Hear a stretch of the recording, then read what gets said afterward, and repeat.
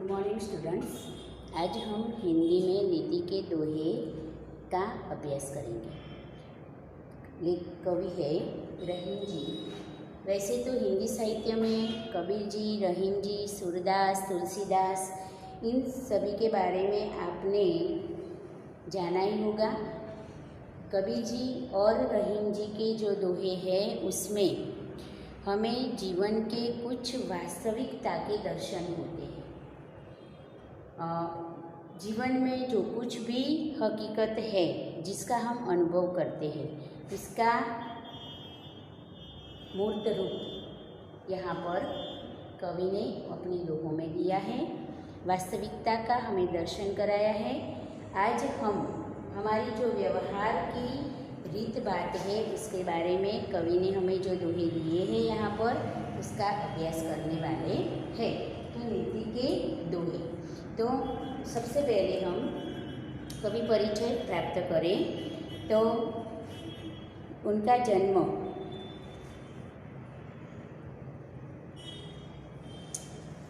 1553 ईस्वी सन और निधन 1626 में हुआ। रहीम का पूरा नाम अब्दुल रहीम खान खाना था।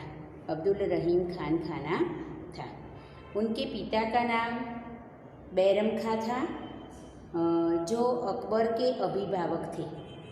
रहीम अकबर के 9 रत्नों में से एक थे। रहीम की कार्यक्षमता और बुद्धिमत्ता से अकबर बहुत प्रभावित थे और इसलिए उन्होंने रहीम को अपने दरबार में महामंत्री का सर्वोच्च पद भी प्रदान किया था। रहीम संस्कृत, अरबी, फारसी के विद्वान थे। दानी के रूप में बहुत सुविख्यात है।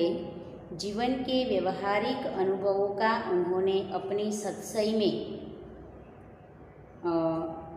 व्यक्त किया है।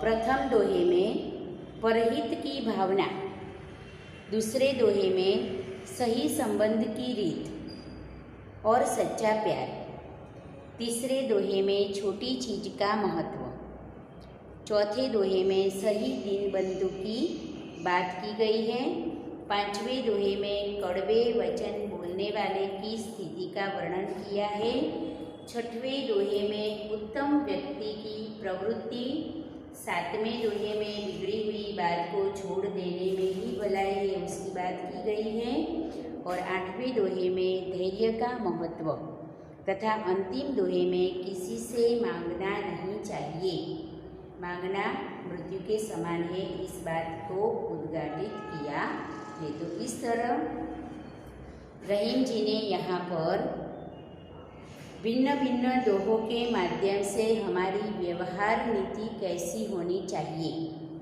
व्यवहार करते समय हमें किस बात का ध्यान रखना चाहिए, कैसे लोगों की संगत करनी चाहिए, किसको महत्व देना चाहिए, हमारा जीवन कैसे व्यतीत करना है उसके बारे में हमें सही मार्गदर्शन दिया है। तो पहले दोहे में बताया गया है कि जिस तरह तरुवर यानी कि पेड़ अपना फल खुद नहीं खाता पर दूसरों को देता है, छाया भी दूसरों को देता है।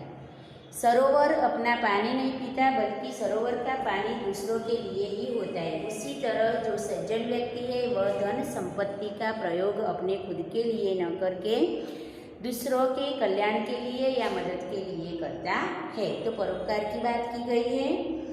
दूसरे दोहे में कहा गया है कि सच्चा मित्र कैसा होता है। वैसे तो हमारे मित्र बनने के लिए कई लोग हमारे पास आते हैं, धन संपत्ति होती है तो अपना स्वार्थ पूरा करने के लिए कई मित्र बनने के लिए आते हैं, पर जब हमारी परिस्थिति कठिन हो, हमारे जीवन में विपत्ति आए, तब हमारा जो साथ दे वही सच्चा मित्र है। तो मित्रता की परख करने में भी हमें ध्यान रखना चाहिए, उसकी बात की गई है।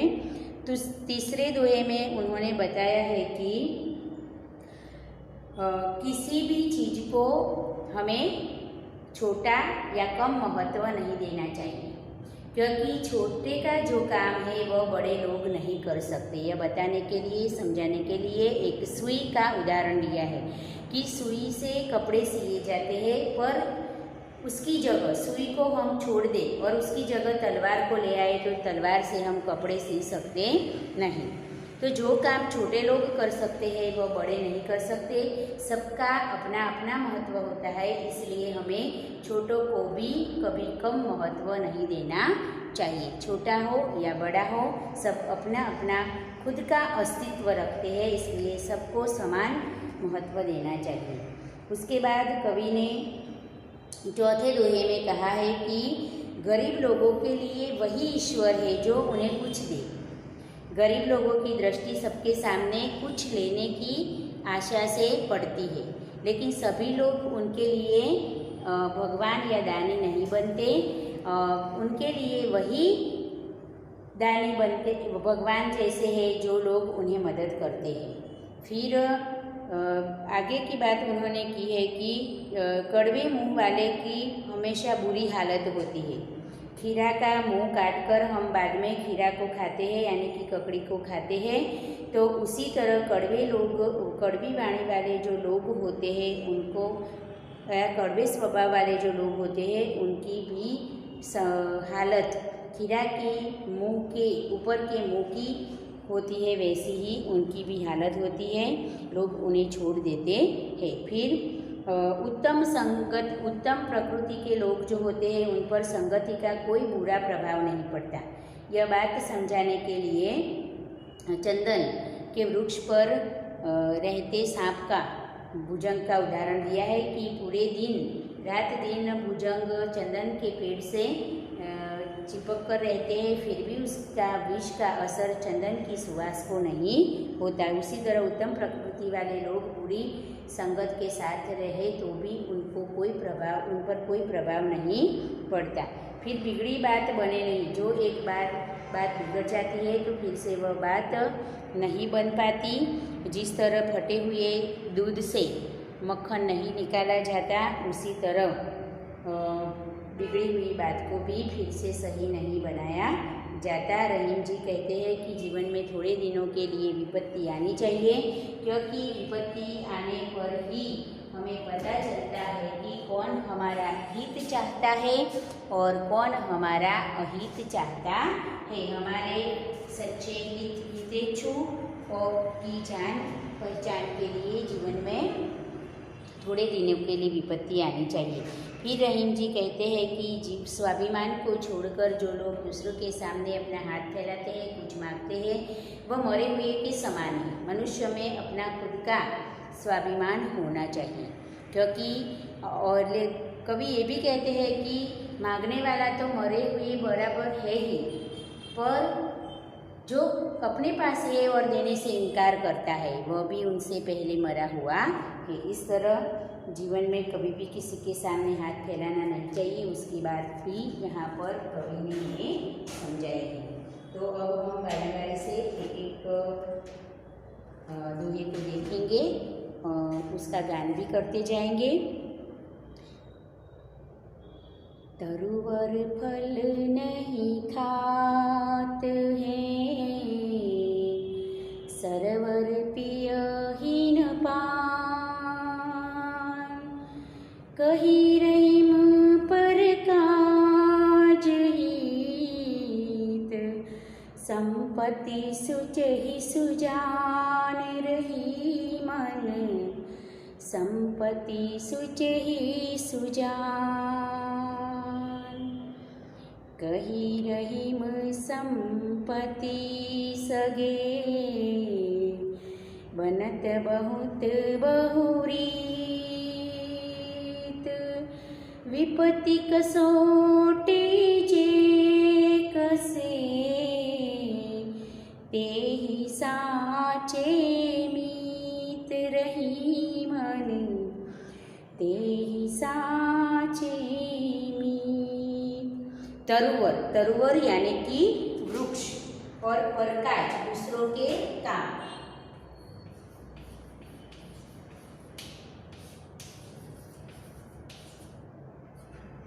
पेड़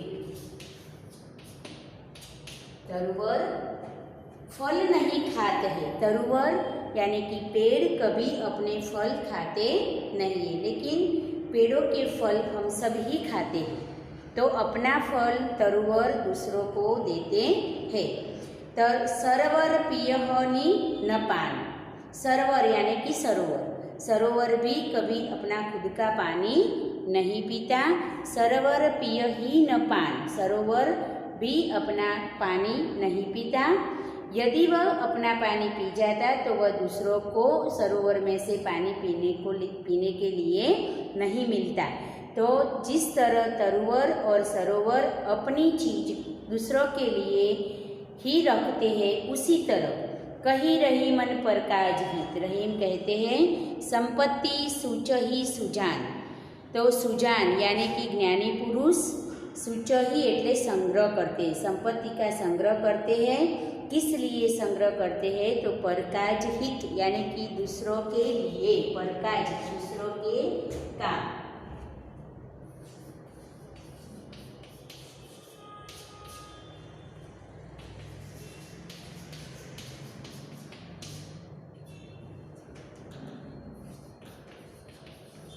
तो जो सुजान है, जो ज्ञानी पुरुष है, जो सज्जन पुरुष है, वह अपनी संपत्ति का संग्रह दूसरों के लिए ही यानी कि परहित के लिए ही संपत्ति का संग्रह करते हैं। तो यहाँ पर परोपकार का उन्होंने महिमा बताया है कि जिस तरह तरुवर यानी कि पेड़ अपने फल को न खाकर दूसरों को देता है, सरोवर अपना पानी न पीकर दूसरों को देता है, उसी तरह जो सज्जन व्यक्ति है, जो ज्ञानी पुरुष है, वह अपनी संपत्ति पर काजहित यानी कि दूसरे लोगों के कल्याण के लिए ही अपनी संपत्ति का संग्रह करते हैं, इस्तेमाल करते हैं। तरुवर फल नहीं खात है, सरोवर पियहि न पान, कही रहीम पर काजहित। रहीम कहते हैं कि दूसरों के कल्याण के लिए ही संपत्ति सुजान, सूचहि सुजान। ज्ञानी पुरुष संपत्ति का संग्रह करते हैं और उसे मदद करते हैं। दूसरा दोहा है कही रहीम संपत्ति सगी।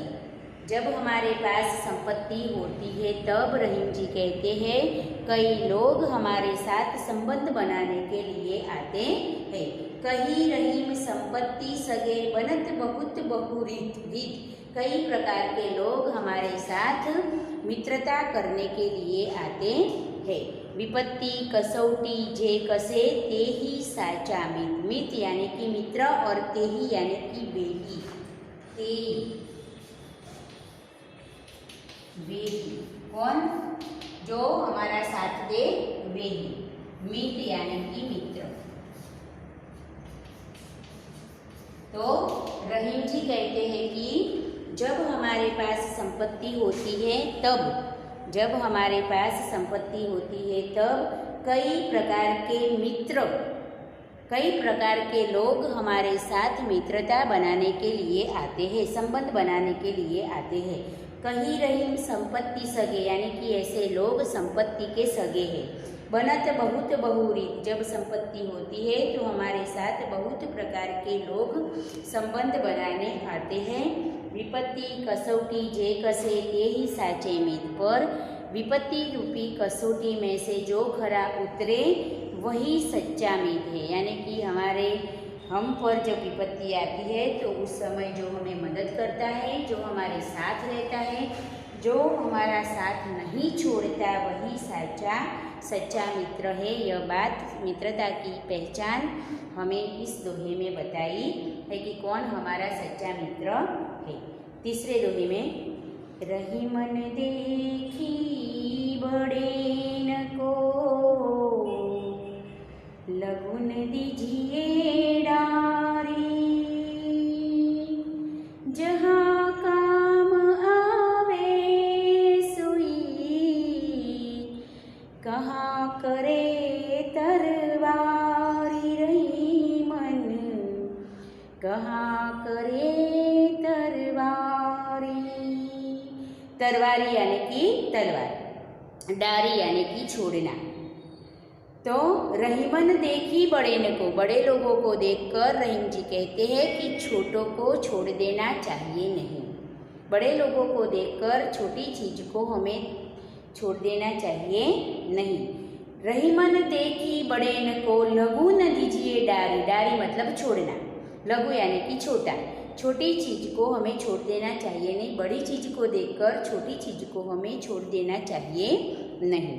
जहाँ काम आवई सुई, कहाँ करे तरवारी, जहाँ पर सुई का काम है, जहाँ पर सुई का काम है वहाँ तलवार जैसी बड़ी चीज काम आने वाली नहीं। कहाँ काम आए तरवारी, यानी कि फटे हुए कपड़े को फिर से जोड़ने के लिए, सीने के लिए सुई की जरूरत होती है।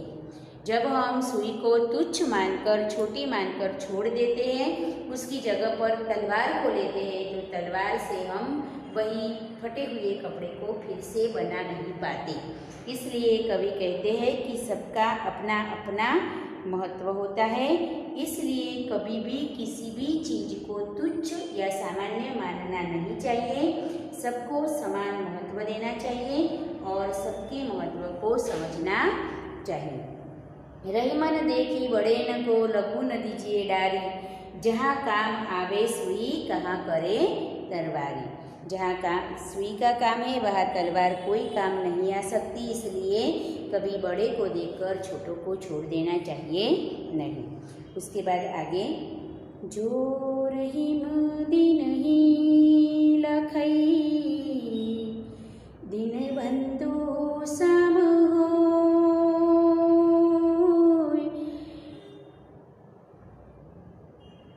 दिन सबन को लखत है, दिन ही लखे ना कोई। जो रहीम दिन ही लखई, दिन बंधु सम होई। रही मन दिन बंधु सब होई। दिन सबन को लखत है, लखत है मतलब देखते हैं, लखत है, लखत है यानी कि देखते हैं। दिन यानी कि गरीब, दिन यानी कि गरीब लोग जिसकी ओर देखते हैं, लेकिन सभी लोग उनकी ओर नहीं देखते। दिन लोग सबकी ओर देखते हैं मदद पाने के लिए, कि उनसे कुछ न कुछ मदद मिलेगी। इस तरह मदद पाने के लिए दिन लोग यानी कि गरीब लोग सबकी ओर देखते हैं, पर सभी लोग उनकी ओर नहीं देखते। दिन सबन को लखत है, दिन ही लखई न कोई, पर कोई दया दृष्टि नहीं करता, पर कोई उनकी ओर दया दृष्टि नहीं करता। जो रहीम दिन ही लखई, जो असहाय और गरीब पर दृष्टि करता है। जो रहीम दिन ही लखई यानी कि एक तरह जो व्यक्ति असहाय और गरीब व्यक्ति पर दया दृष्टि करता है, दीन बंधु सम होय, वह व्यक्ति उस गरीब के लिए बंधु समान, सचमुच भगवान समान होता है। यानी कि गरीब लोग, दीन सबन को लखत है, गरीब लोग सबकी ओर आशा भरी दृष्टि से देखते हैं। गरीब लोग सबकी ओर आशा भरी नजरों से देखते हैं। दिन ही लखई न कोई, परंतु कोई भी व्यक्ति, कोई दया दृष्टि उन गरीब पर नहीं रखता। दिन बंधु दिन ही लखई न कोई यानी कि कोई दया दृष्टि उन पर नहीं करता। जो रहीम दिन ही लखई, जो लोग, रहीम जी कहते हैं कि जो दया दृष्टि, जो लोग गरीब पर, असहाय पर अपनी दया दृष्टि करता है, दीन बंधु सम हो, वह व्यक्ति सचमुच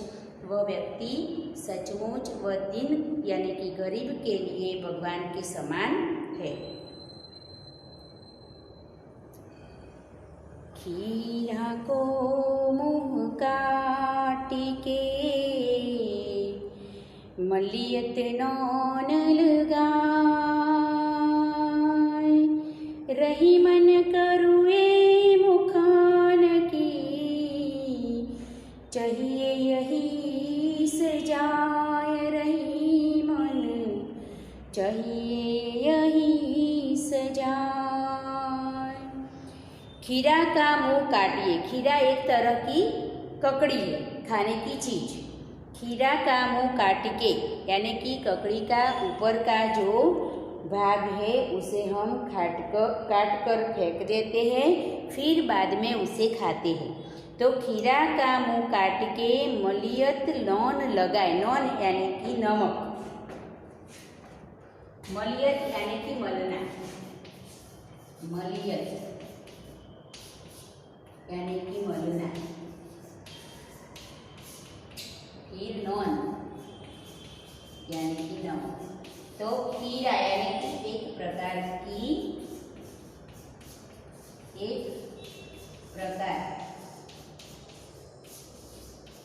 पकड़ी।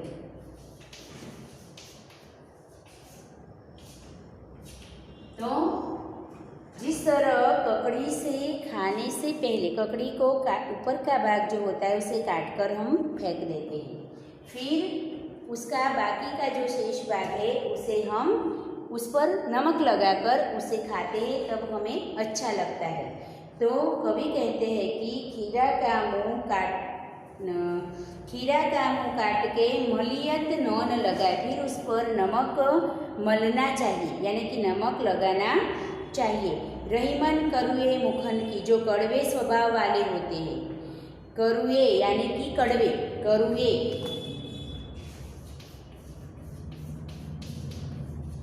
कड़वे, जो कड़वे स्वभाव वाले होते हैं उनकी भी वही हालत होती है जिस तरह खीरा के मुंह की हुई।